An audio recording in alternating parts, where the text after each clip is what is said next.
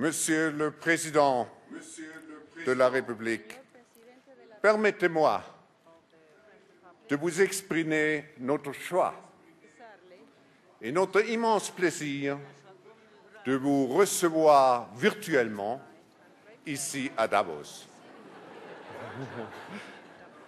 Au nom de nos membres réunis ici, les représentants de l'économie, ainsi les politiciens, les personnalités des ONG, les représentants des religions, des syndicats, les médias et les jeunes dirigeants, je vous souhaite la cordiale bienvenue à notre réunion annuelle. Nous sommes ici une communauté d'hommes et de femmes animés par un objectif commun, améliorer l'état du monde au travers d'un dialogue ouvert, transparent et inclusif. Nous accueillons aujourd'hui non seulement le président de la République française, mais nous sommes particulièrement honorés de recevoir également un homme de conviction profonde, who is a convinced European, a man with firm social and multipolar convictions. At the beginning of this new century, our international community is obliged to contend with especially complex challenges: poverty, the environment, the reform of our institutions, make globalization more responsible. These are the challenges which require a very particular and special attention from those who are gathered here in this hall and who are able to see the differences and make a distinction. These complex challenges oblige us to assume our responsibility, to dare take the difficult decisions. The business community has a central role to play in this context. Mr. President, I know that the speech that you will be making in a few moments is of very great importance, and we look forward very much to share with you your vision of a society, be it French, European or global, based on social cohesion and on mutual respect. I invite you to give a very warm welcome to the President of the French Republic, Jacques Chirac.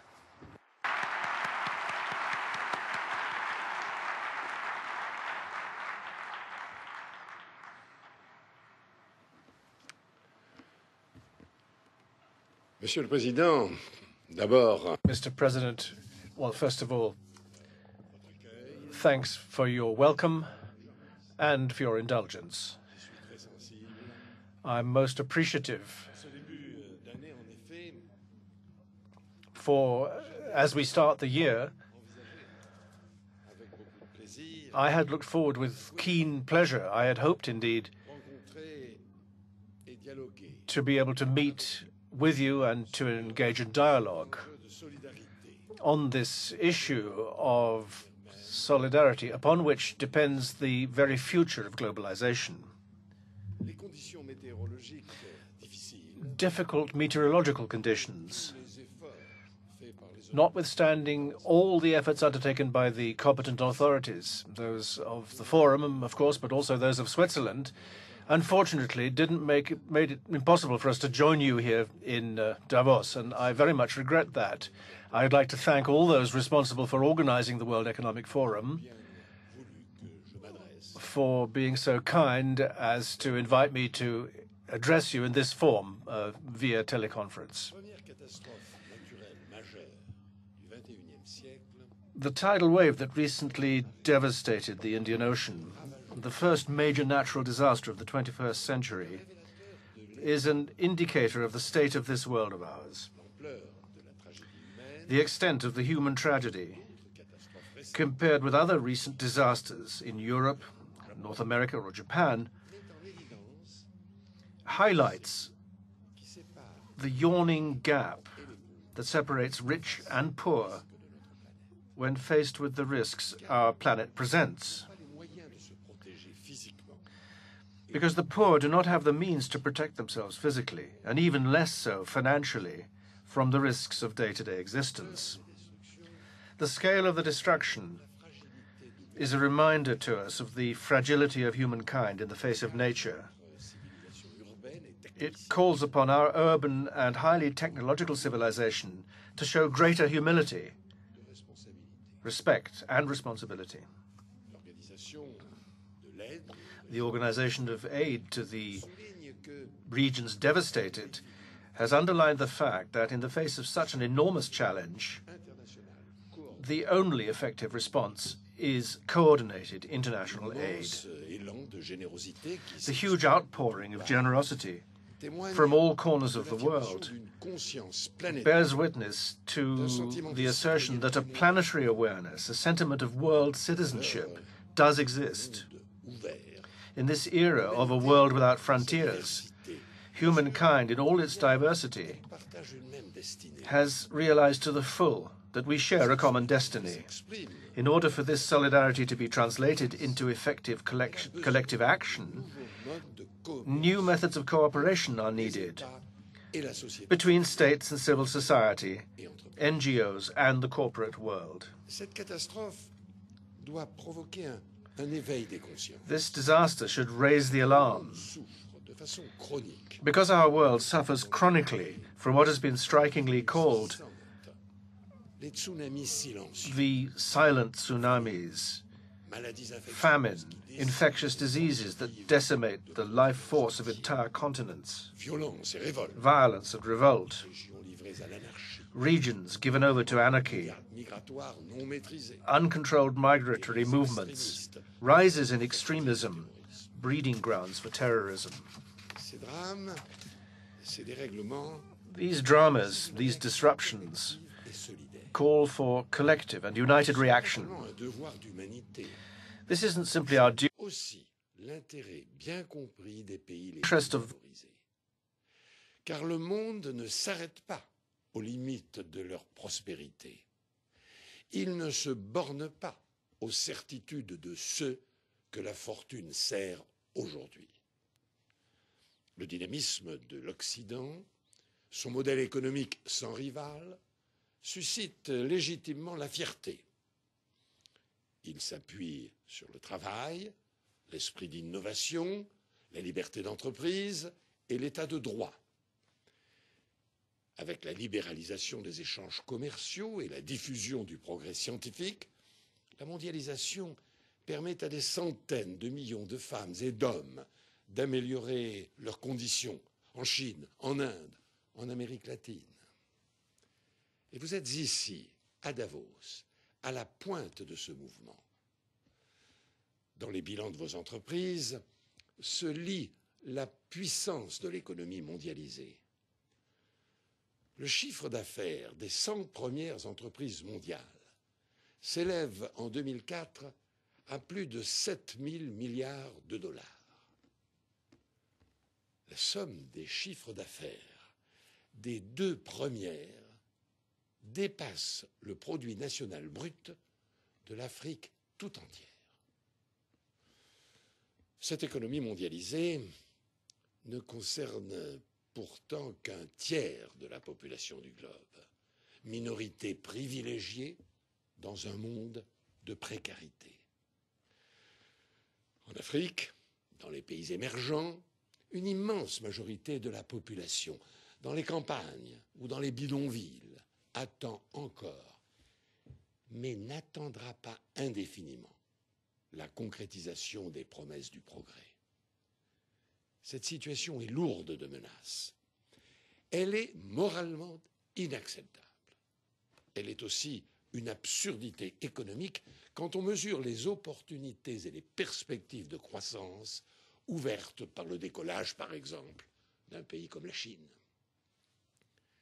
Le développement constitue le premier défi et la première urgence de notre temps. C'est une question de morale. C'est pour le système économique ouvert et la civilisation humaniste que nous avons en partage la meilleure des garanties et le meilleur investissement pour l'avenir. Le fossé entre riches et pauvres s'est accru dans des proportions vertigineuses. L'écart de revenus par habitant entre les pays les moins avancés et les pays de l'OCDE, qui était en 1980 de 1 à 30, s'établit aujourd'hui de 1 à 80. La jeunesse d'Afrique, d'Asie, d'Amérique latine revendique à juste titre son droit à l'avenir. Elle lui apportera son énergie et son talent, pourvu qu'il lui soit donné de le faire. Prenons garde à sa révolte si cette perspective lui était refusée. Vaincre la pauvreté par l'alliance du marché et de la solidarité, telle doit être notre ambition partagée. Nous avons progressé ces dernières années. Nous avons levé bien des obstacles. Une nouvelle vision globale du développement s'impose. Une vision rompant avec les logiques archaïques ou les idées reçues, s'appuyant sur l'idée de partenariat qu'expriment les objectifs du millénaire, les conclusions de Monterrey ou les ambitions du NEPAD. Laissées à elles-mêmes, les forces économiques sont aveugles et accentuent la marginalisation des plus faibles. Mais accompagnées par des règles appropriées, la libéralisation du commerce et l'ouverture aux investissements stimulent puissamment le développement. For development. Pour que l'ouverture économique porte ses fruits, For the opening up of the economy to bear fruit, le rythme, the pace of that opening up must be adjusted to each country's ability to adapt. nous devons replacer les That is why we need to make the concerns of the poorest countries, in Africa in particular, des objectifs a top priority for the Doha Round objectives. aujourd'hui. And that is not sufficiently the case Le today. développement est la première And let's not forget that development is the major goal, the principal justification for the Doha Round. en un sens France is working in this direction to ensure assuré the success de l'OMC of the WTO conference in Hong Kong in December et la conclusion de la négociation and the conclusion of the negotiation in 2006 large et équilibrée. on a broad and balanced basis. Le progrès démocratique, The advance of democracy, improved governance, contre la corruption and the fight against corruption figure au premier rang des conditions du are among the priority conditions that must be met for an economy to take off. la liberté. People achieve their potential when they are free. Petite Companies, whether large or small, national or foreign, pour investir need a solid legal framework, the rule of law, and fair competition in order to invest. avec le NEPAD, With NEPAD, engager sa mutation. Africa has begun to Les change. efforts doivent être poursuivis. These efforts must continue. Il faut y répondre par l'engagement. The international community must show massive commitment in return. C'est l'un des objectifs du sommet du This G8 is one of the goals of the Gleneagles G8 summit, sera au rendez-vous. and France will play its part. Et l'ouverture économique, la bonne However, gouvernance, the opening up of the economy, good governance, and freeing up the entrepreneurial spirit are not enough. d'autres entraves au développement. There are other obstacles to Tant development. de pays sont enclavés. So many countries are landlocked, sont récurrentes des repeatedly suffer from natural disasters, populations en proie with their populations a prey to pandemics, malnutrition, à l'analphabétisme, illiteracy, à la tyrannie des besoins immédiats. and the tyranny of subsistence needs. Comment peuvent-ils envisager autre chose? How can they imagine anything other than a survival economy? Le moyen de briser cette fatigue, The way to break this vicious cycle, permettre à des centaines the way to enable hundreds of millions of men, women, and children d'entrer dans la dynamique to become part of the dynamics of positive globalization l'aide et la solidarité. is to ensure international aid and solidarity, Ce sont elles qui permettront de financer which will enable funding of basic infrastructures, l'accès à la santé, access to health care, l'éducation. access to education. En un mot, In a word, population de ce the capital building up of the physical, human, and financial capital nécessaire au décollage économique. needed for economic takeoff. Une Once again, the demands of ethics, the demands of peace, security, and economic interests all converge. This is the orientation of the Millennium Development Goals that the international community has set for itself. To halve extreme poverty and malnutrition by 2015, to ensure universal primary education for girls and boys, to reduce by 2/3 the mortality of children under 5, to curb AIDS and control malaria, to halve the percentage of the world population that does not have access to safe drinking water and sanitation. These commitments were solemnly undertaken by the international community in 2000. These goals are in fact modest when compared with the legitimate needs, but they are goals which are currently unattainable if we do not take the necessary measures. The Sachs report shows that it is not yet too late to achieve the Millennium Development Goals, provided the entire international community works together and commits itself to a progressive doubling between now and 2015 of the solidarity efforts on the part of rich countries. In 2006, we will need to mobilize almost $50 billion of additional official aid. These amounts may seem considerable. They are, in fact, minimal compared with the wealth generated by globalization. Compared with the global gross national product, the global GNP of $40 trillion, compared with $1 trillion represented by international trade every year, and compared with the $1.5 trillion created by growth in 2004. 3% of the annual increase in the world's wealth. This is what we need to raise in order to beat poverty. And contrary to the fears sometimes expressed, this additional aid can be put to effective use, and it can be done right away.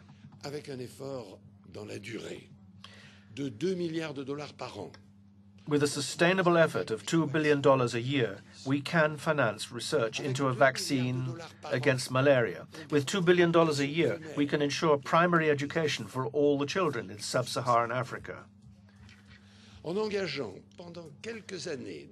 By committing around $100 million a year for a few years, we can ensure the reintegration of the 300,000 child soldiers currently counted worldwide. These new resources do not in any way imply the creation of new international bureaucracies. On the contrary, we must use existing mechanisms by streamlining them, by making them increasingly transparent and increasingly efficient. I'm thinking, first of all, of the United Nations, which has unrivaled experience and a unique capacity for coordination, as was demonstrated once again in Asia. We must also use the support of all the other players, the Bretton Woods institutions, bilateral and multilateral development agencies and banks, local administration, and non-governmental organizations. In a case-by-case approach, we must highlight the need for transparency and good governance, always keeping practical issues in mind. How do we marshal these additional resources? What France suggests is that we combine approaches. An increase in official aid is required. All countries that have not yet contributed the 0.7% of their GDP should commit themselves, as France and the United Kingdom have done, to a timetable that will enable them to reach this figure as soon as possible. But let's be realistic. this will not be enough. Developing countries need predictable and stable financing. c'est-à-dire fondé. That is to say, founded on long-term mechanisms. France propose d'avancer simultanément. France is proposing that we move simultaneously in two directions, this requiring a joint effort on the part of states and the corporate world. Première direction, The first direction la facilité financière. is the International Finance Facility. La France a immédiatement soutenu France immediately supported this British initiative, qui permettrait de lever which would enable significant sums to be raised sur les marchés financiers. rapidly from financial markets. Nous appuyons le projet d'un mécanisme We support the project for an experimental mechanism consacré à la vaccination devoted to vaccines, permettra de sauver la vie. which would enable us to save several million children's lives. Nous sommes également prêts à envisager, comme le We are also prepared to look at a similar mechanism similaire contre le sida. to fight AIDS, as proposed by the United Mais Kingdom. comment rembourser ces emprunts But how are these loans to be reimbursed without reducing international aid or putting too great a strain on budgets? ces emprunts à des ressources By backing these loans with new resources, international taxes or levies, ou bien contributions volontaires, or indeed voluntary contributions. des ressources qui pourraient aussi être These resources could also be used pour financer directly to finance development.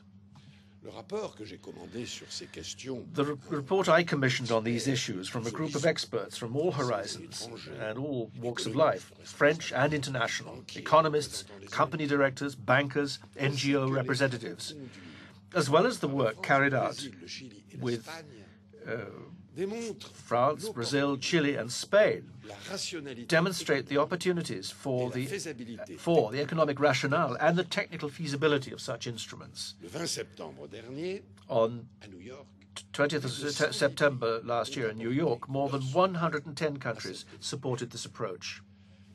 il est normal que ces propositions fassent débat. It is quite natural that these proposals should be debated. There can be no question La of souveraineté et les compétences fiscales. overstepping state sovereignty or tax-raising powers. Et l'un des Consent to fondements taxes de la démocratie. is one of the foundations Et of il democracy. n'existe pas aujourd'hui And there is Parlement today mondial no world parliament to take a vote on the matter. qui aux États de But there is nothing to prevent states from cooperating and reaching an understanding on new resources and their allocation to a common cause. aujourd'hui d'aller de l'avant And today I'm proposing that we go ahead by creating, on an experimental basis, a levy to finance the fight against AIDS. Why AIDS? l'action remarquable Because despite the remarkable action of the Global Fund, l'Organisation mondiale de la santé, the World Health Organization, the World Bank, bailleurs de fonds bilatéraux, and bilateral donors, nous sommes en train d'échouer. we are failing in the face of this terrible pandemic.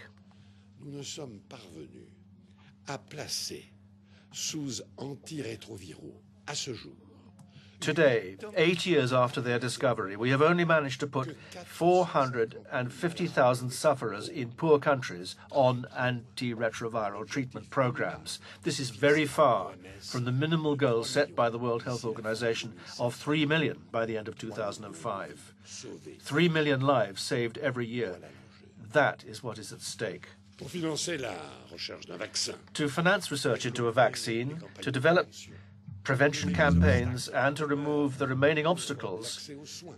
to access to care for HIV/AIDS, we need to mobilize at least $10 billion a year instead of 6, as is the case at present. Nous pourrons ainsi renforcer les systèmes de santé This would enable us to strengthen healthcare systems, du point de vue des particularly in terms of human resources. consolider les baisses de prix. We could consolidate price reductions through the effective implementation of the WTO agreement on cheap drugs. We could control, in the poorest countries, or those worst affected by this scourge, to move towards the universal and free provision of treatment for sufferers. Exemple notamment du Brésil ou du Sénégal. The examples of Brazil or Senegal, in particular, show that this is economically feasible and also effective in terms of public health. Plusieurs assiettes Several bases upon which these new resources might be raised are now possible. Let us look into the option of a contribution from international financial transactions. This would not be a Tobin tax. The international solidarity levy would be designed so as not to be an obstacle to normal market operation.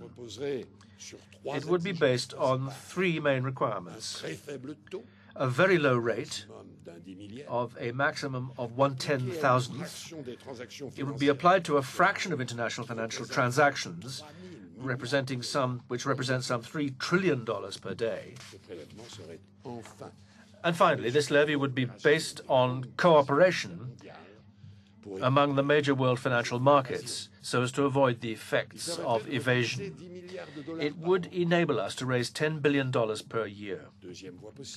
There is a second possibility. Why not ask countries that maintain bank secrecy, which they consider to be part of individual freedom, to partially compensate for the consequences of world tax evasion, which is so very damaging to the poorest countries, through a levy on flows of foreign capital into and out of their territory. This levy would be allocated to development. A third avenue. Let us look at the hypothesis of a contribution levied on the fuel used by air or sea transport. This would simply represent the end of an exemption regime. The fuel used by these sectors, which do, after all, contribute to the greenhouse effect and the pollution of our planet, is currently practically exempted from all taxation. And this would be another way of mobilizing several $billion.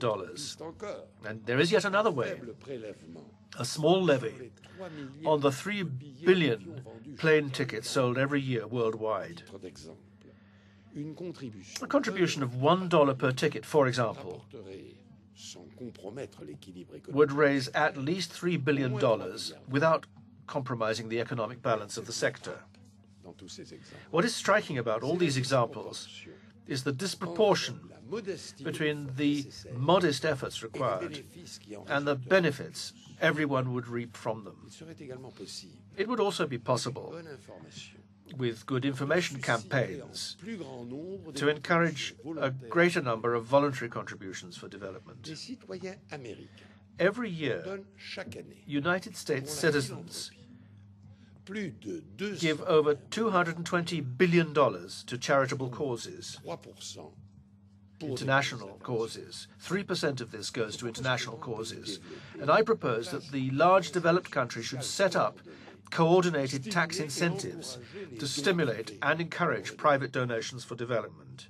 The great surge of solidarity that was shown following the tidal wave in the Indian Ocean demonstrated that people are ready to give. This voluntary approach is not necessarily limited to individual donors, because it also applied to the major global economic players. For large corporations and private financial organizations, for instance, it would be a magnificent undertaking to set up, under their aegis, large international foundations dedicated to the fight against poverty, in the same vein as the Bill and Melinda Gates Foundation. Let us give thought to the promising prospects of cooperation between public and private development stakeholders that such an initiative would bring about. France, along with the countries that have supported us in this approach since the outset, and those who would like to combine their efforts, will take these proposals to all the competent bodies over the next few weeks. These include the United Nations, the European Union, the international financial institutions, and specialized agencies, such as the International Civil Aviation Organization. Our aim is to reach decisions at the United Nations Summit in September on the implementation of the Millennium Development Goals. The G8 Summit at Glen Eagles in July should enable us to take a decisive step forward concerning the funding of development. I know that my friend Tony Blair has great ambitions in this regard, and he will have France's full support. In this respect, support from the corporate world is crucial. I am suggesting to the Secretary-General of the United Nations that a meeting of the Global Compact should be organized in Paris in order to include as many companies as possible in this morally necessary struggle on which the very future of globalization depends. Mr. President, ladies and gentlemen, we want the globalized economy to have a future. For this to be possible, we need to confer upon it an ethical aspect. We need to humanize it, to control it, and to expand it to match the true size of the globe. We want the peoples and the youth of the world to see a project for hope and progress in the globalized economy. And for this to be the case, we must simultaneously set up, on a planetary scale, new forms of political governance and the rules for a global market, as our predecessors did in the 19th and 20th centuries on a national or continental scale. The history of Europe and the United States shows that there is a dynamic link between economic progress supported by market rules secured by public authorities, social progress, and democracy. It is up to us to strengthen global governance. This, together with development, will be the goal of the United Nations Summit in September. This is the reasoning behind the French proposal to create a World Economic and Social Governance Council. It is also within our remit to promote social and environmental responsibility for companies as well as for states. The future of globalization is not to be found in an economy that practices social dumping or wastes natural resources, but in respect for social rights, the overall improvement in living standards, and in the development that respects the ecological balance. Liberating the most vulnerable populations from their everyday fight for survival also means giving them the means to protect themselves from the principal risks to existence. In the developed countries, the setting up of social protection and risk-sharing mechanisms has powerfully contributed to economic development. We must help developing countries to set up minimum safety nets. Mr. President, ladies and gentlemen, the fight for development is a fight for the future of globalization. This fight is also your fight. It is in your interest as economic leaders. It is your responsibility as citizens. It is your duty as men and women. It is a fight that involves the whole of humankind, and it is together that we shall win this battle. Thank you for your attention.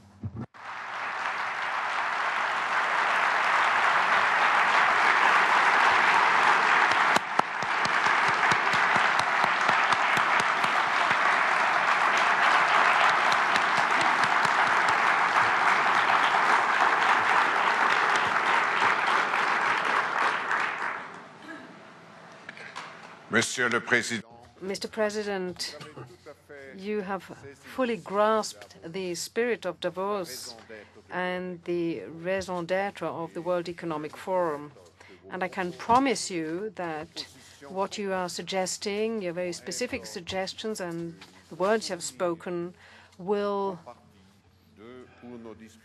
certainly give us a lot of food for thought, not only for thought, but also for our discussions in the days to come.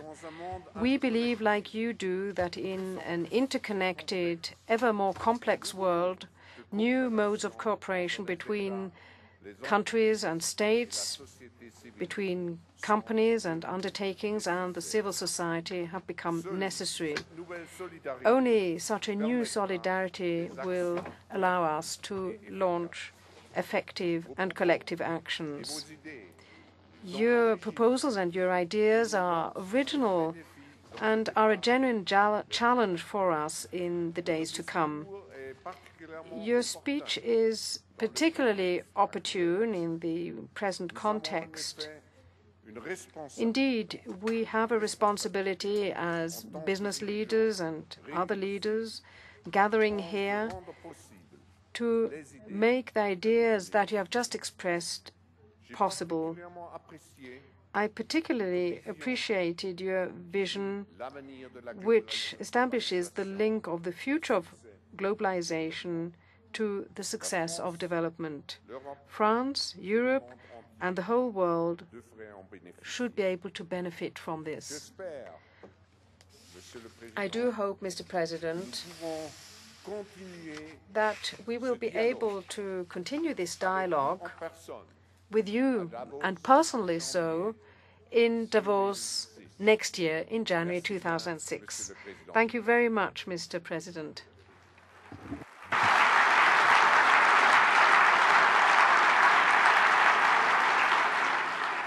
Monsieur le Président, d'abord, Mr. Chairman, thank you so much for your very kind words. And I would just like to repeat again, addressing myself to you and to all the participants of the forum, how very sorry I am that I have not been able to come personally and physically to Davos. But at least morally, I felt very much with you today.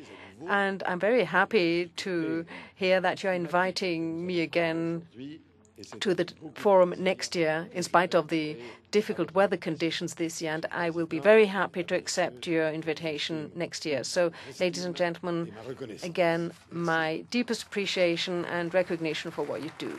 Thank you.